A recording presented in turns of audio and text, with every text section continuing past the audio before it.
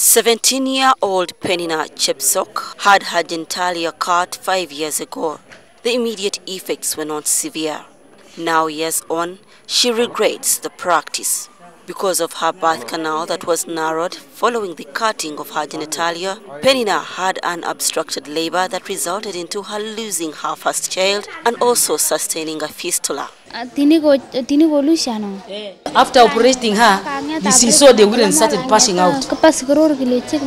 I found her with 6 other women here at Mbale Referral Hospital, where they had just undergone reconstructive surgery. Most of the patients they have worked on had given up on life because they had stayed with these complications for over 5 years. You know, when they came, they're like, they isolate themselves. They can't associate with others because of the smell.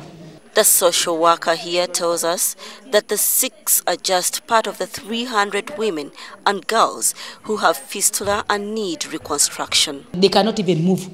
At time when they move, you find the urine passing out. Suffering a lot, and even men don't mind about them.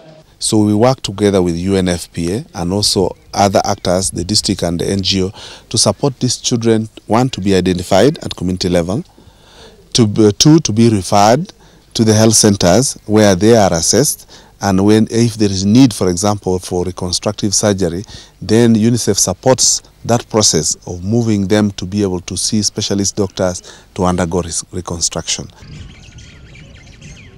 Back home in Loro Sub-County, Amdat District, there are several communities where female genital mutilation, FGM, is prominent. I met Rachel Namire. Like Penina, she too had her genitalia cut and lost her child. She suffered with fistula for 5 years until she went through reconstructive surgery. Namire is free of the stench and embarrassment, but her pain is far from over. She has not been able to have another child for 10 years now. She has 3 co-wives who all have children. Her hope is in a miracle. She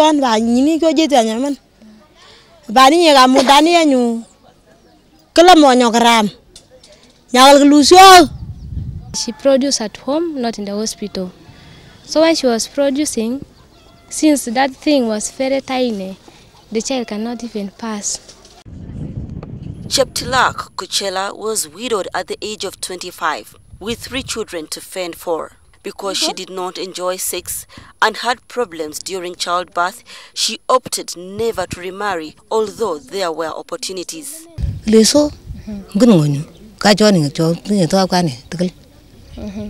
That always when they go for firewood, they used to converse, to talk with their friends. That people, when you're sleeping with your husband, how do you feel?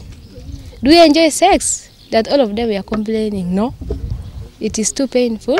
That even we regret even why we went for FGM, because you cannot even enjoy the marriage. Chamkia Lopeyok, a former cutter, says she almost lost 3 girls when they got complications, but could not just quit out of fear. Here is a burden of lineage. She comes from a clan and descendants of cutters.